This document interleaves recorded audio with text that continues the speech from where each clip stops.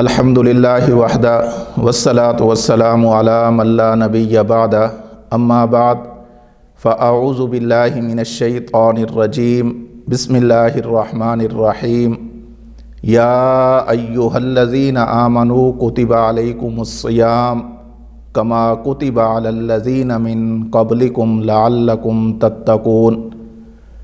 عن ابی ہریرہ رضی اللہ تعالی عنہ قال قال رسول اللہ صلی اللہ علیہ وسلم اعطیت امتی خمس خصال فی رمضان لم تعطها امت قبلہم، خلوف فم الصائم اطیب عند اللہ من ریح المسک، وتستغفر لهم الملائکۃ حتی یفطروا، ویزین اللہ عز وجل کل یوم جنتہ، ثم یقول یوشک عبادی الصالحون ان یلقوا عنہم المؤونة والأذى ویصیروا الیک، ویصدف فیہ مردۃ الشیاطین فلا یخلصوا الی ما کانوا یخلصون الیہ فی غیرہ، ویغفر لهم فی آخر لیلۃ۔ قیل یا رسول اللہ اہی لیلۃ القدر؟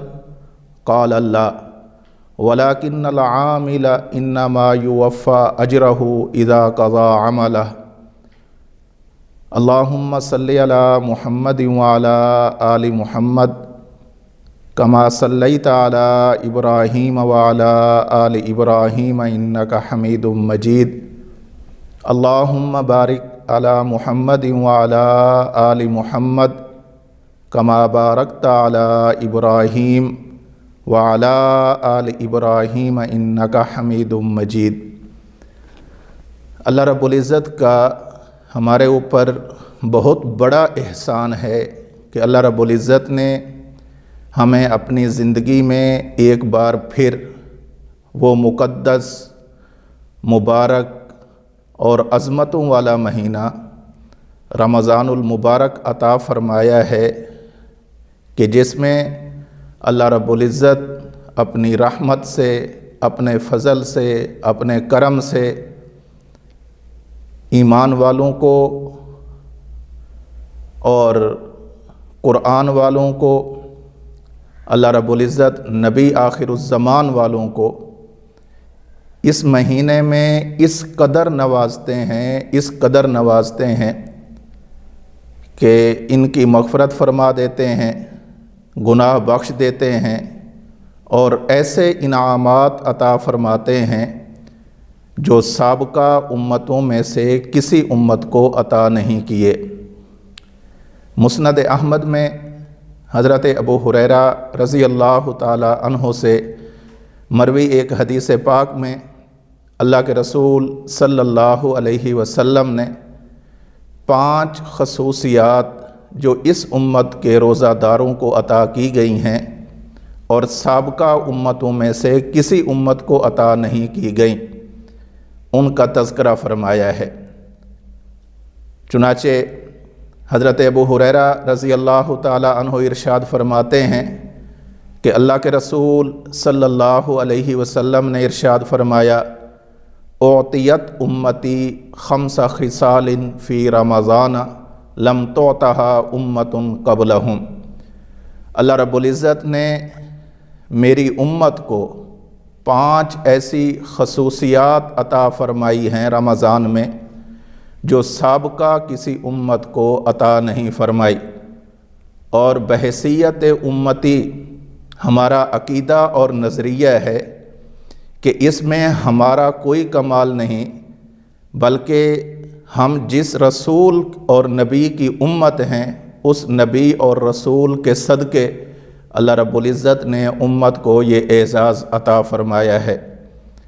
سب سے پہلی چیز اللہ کے رسول صلی اللہ علیہ وسلم نے ارشاد فرمائی خلوف فم الصائم اطیب عند اللہ من ریح المسک۔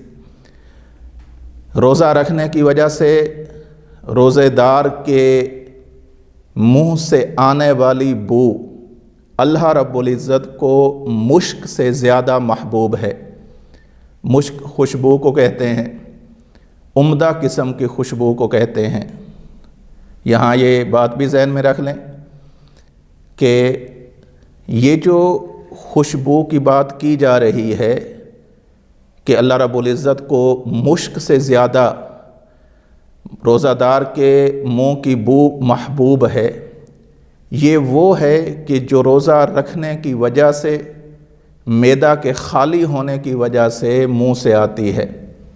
چونکہ اللہ کو راضی کرنے کے لیے روزہ رکھا گیا، اللہ کو خوش کرنے کے لیے، اللہ کی رضا کے لیے، اللہ کے حکم کو مان کر روزہ رکھا گیا، خالی پیٹ رہنا پڑا اور معدے سے کچھ بو آئی، اللہ فرماتے ہیں مجھے راضی رکھنے کے لیے ایسا کیا گیا۔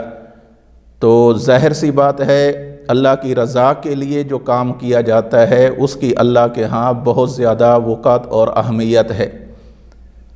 یہاں یہ بات بھی ذہن میں رکھیں، ہمارے کچھ مسلمان دوست بھائی اور کچھ بہنیں ایسی ہیں جنہوں نے کبھی کسی زمانے میں یہی حدیث پاک سنی ہوئی ہے لیکن اس کا مطلب اچھی طرح نہیں سمجھا۔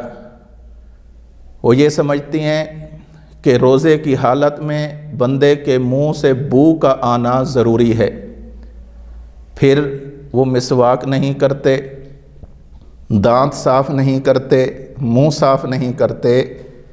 اس حدیث پاک میں جس بو کا تذکرہ ہے وہ دانتوں اور مسوڑوں سے آنے والی بدبو نہیں بلکہ معدہ کے خالی ہونے کی وجہ سے جو ایک بو آتی ہے وہ مراد ہے۔ اور دوسری بات، روزے کی حالت میں مسواک لوگ نہیں کرتے، بھئی مسواک کریں گے تو منہ کی بو زائل ہو جائے گی، حالانکہ یہ بو اللہ کو محبوب ہے، یہ غلط بات ہے۔ روزے کی حالت میں مسواک کرنا چاہیے۔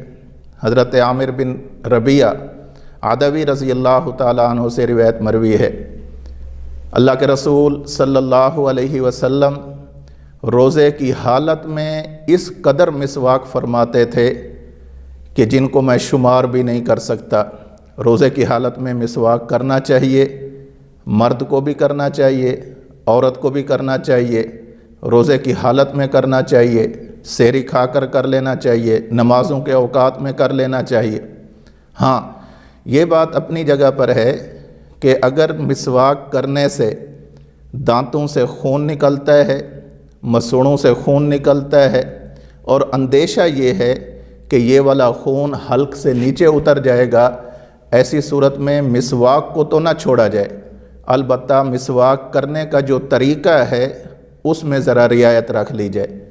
کم از کم مسواک کو لے کر دانتوں پر ہلکا سا مل دینا چاہیے، جس سے یہ معلوم ہو کہ مسواک والی سنت پوری ہو گئی ہے۔ دوسری، اللہ کے رسول صلی اللہ علیہ وسلم نے اس امت کے روزہ داروں کی خصوصیت یہ ذکر فرمائی ہے، وَتَسْتَغْفِرُ لَهُمُ الْمَلَائِكَةُ حَتَّى يُفْطِرُوا۔ روزہ داروں کی بخشش کے لیے دریا کی مچھلیاں افطار کے وقت تک اللہ رب العزت سے دعائیں کرتی رہتی ہیں۔ کس قدر خوش نصیب ہے یہ امت کہ جب یہ روزہ رکھتا ہے، روزہ رکھنے کی وجہ سے اللہ اس کی دعا کو بھی قبول فرماتے ہیں اور اس کی محبوبیت کو بر و بحر میں پھیلا دیتے ہیں، یہاں تک کہ روزہ دار کی بخشش، مغفرت، گناہوں سے معافی، اس کے لیے دریا کی مچھلیاں وہ اللہ رب العزت سے بخشش کی دعا کرتی ہیں، یعنی جو آبی مخلوق ہے وہ دعا کرتی ہے۔ اللہ ان کی دعا کو قبول فرما کر روزہ دار کی بخشش فرما دیتے ہیں۔ یہ میں نے شروع میں بات عرض کی، یہ ہمیں جو کچھ بھی مل رہا ہے، جو اعزاز مل رہا ہے، اس میں میرا اور آپ کا کوئی کمال نہیں ہے، یہ در حقیقت صدقہ ہے آقا نامدار جناب محمد الرسول اللہ صلی اللہ تعالیٰ علیہ وسلم کا، ان کی امت میں ہونے کی وجہ سے اللہ رب العزت ہمیں یہ اعزاز عطا فرما رہے ہیں۔ تیسری چیز، اللہ کے رسول صلی اللہ علیہ وسلم ارشاد فرماتے ہیں، وَيُزَيِّنُ اللَّهُ عَزَّ وَجَلَّ كُلَّ يَوْمٍ جَنَّتَهُ सुम्मा यकूल यूशिकु इबादी अस्सालिहून अन युल्कू अन्हुमुल मऊनता वल अज़ा व यसीरू इलैक। अल्लाह रब्बुल इज़्ज़त जन्नत को इस रोज़ादार के लिए रोज़ाना संवारते हैं, सजाते हैं। ज़रा गौर कीजिए ना कि जन्नत जो है भी ऐसी कि आज तक किसी आँख ने देखी नहीं, उसकी मुकम्मल हकीकत को जाना और पहचाना नहीं, और आज तक किसी कान ने उसकी पूरी हकीकत को सुना भी नहीं है, और किसी दिल पर, किसी बशर के दिल पर उसकी पूरी कैफियत गुजरी भी नहीं है। ला उज़ुनुन समियत वला आइनुन राअत, ये किसी आँख ने देखी नहीं, किसी कान ने सुनी नहीं। इस कदर खूबसूरत है, इस कदर खूबसूरत है। लेकिन इसके बावजूद अल्लाह रब्बुल इज़्ज़त रोज़ादार की जन्नत को सजाने का हुक्म देते हैं। फरिश्तों को हुक्म होता है, इस बंदे ने मुझे खुश करने के लिए रोज़ा रखा है, ये जन्नत में आएगा। जन्नत तो सारी आलीशान है, लेकिन इसने मुझे राज़ी करने के लिए ये अमल किया है, भूख बर्दाश्त की है, प्यास बर्दाश्त की है, अपने जायज़ जिनसी ख्वाहिशात से रुक चुका है महज मेरे कहने की वजह से। अब इसने इसी जन्नत में आना है, इसके लिए जन्नत को खूब आरास्ता पैरास्ता कर दो, इसे संजा सवार कर रखो। और फिर अल्लाह रब्बुल इज़्ज़त उस जन्नत से खिताब फरमाते हैं, यूशिकु इबादी अस्सालिहून, मेरे नेक बंदे तेरे अंदर आने वाले हैं। अन युल्कू अन्हुमुल मऊनता वल अज़ा व यसीरू इलैक, वो अपने से मुशक्क़तों को, तकलीफ़ों को दूर करके तेरे अंदर हमेशा हमेशा रहने के लिए आ रहे हैं। तुझे खुशखबरी हो कि जिस मकसद के लिए मैंने तुझे बनाया था वो मकसद पूरा होने वाला है।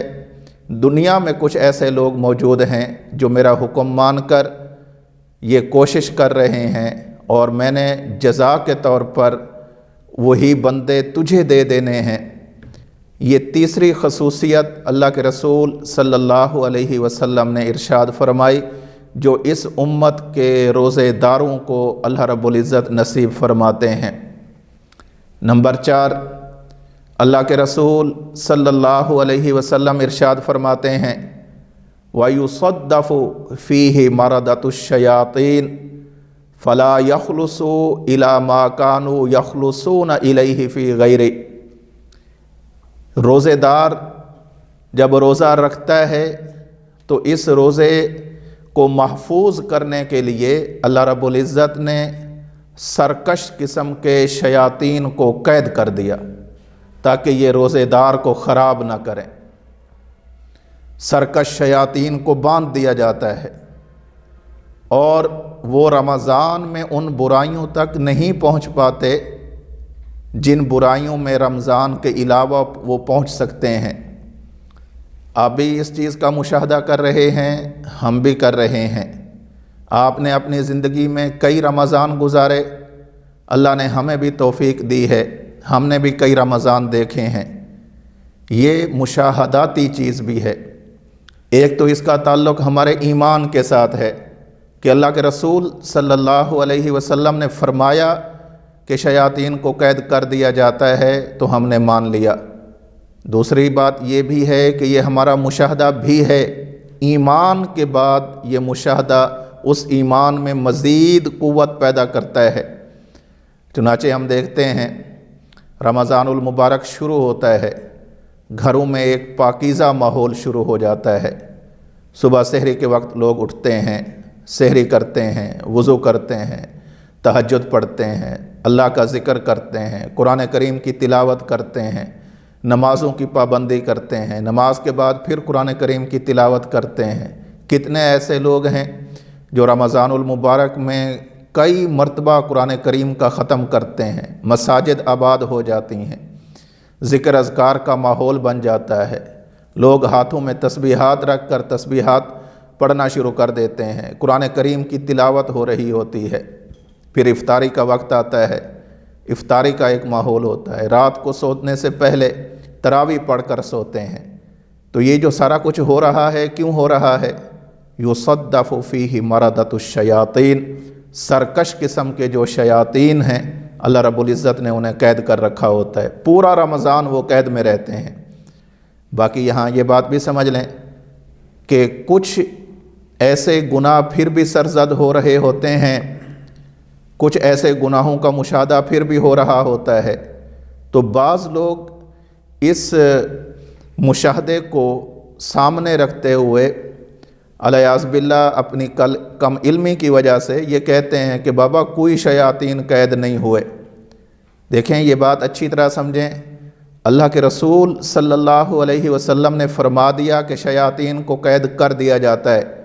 ایک مسلمان کا ایمان ہونا چاہیے کہ واقعتاً اللہ کے رسول صلی اللہ علیہ وسلم کی بات بالکل برحق اور سچ ہے، واقعتاً شیاطین کو قید کر دیا گیا ہے۔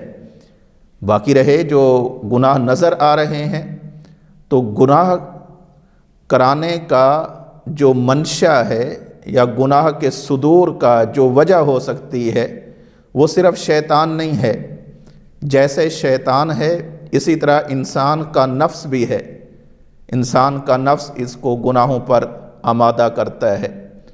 اور یہی وجہ ہے کہ ہمارے صوفیاء، ہمارے مشائخ، اولیاء اللہ وہ نفس کی اصلاح پر محنت کرتے ہیں۔ وہ کہتے ہیں کہ نفس بھی اس قابل ہو جانا چاہیے جو انسان کو گناہوں پر آمادہ نہ کرے بلکہ نیکیوں پر آمادہ کرے۔ تو معلوم یہ ہوا کہ جس طرح شیاطین انسان کو ورغلاتے ہیں، گناہوں پر اکساتے ہیں، اسی طرح انسان کا نفس بھی انسان کو گناہوں پر ابھارتا ہے، برانگیختہ کرتا ہے، اس کو اکساتا ہے۔ تو شیاطین تو قید ہی رہتے ہیں، یہ جو انسان کا نفس ہے اس کی وجہ سے بسا اوقات بعض گناہ ہو جاتے ہیں۔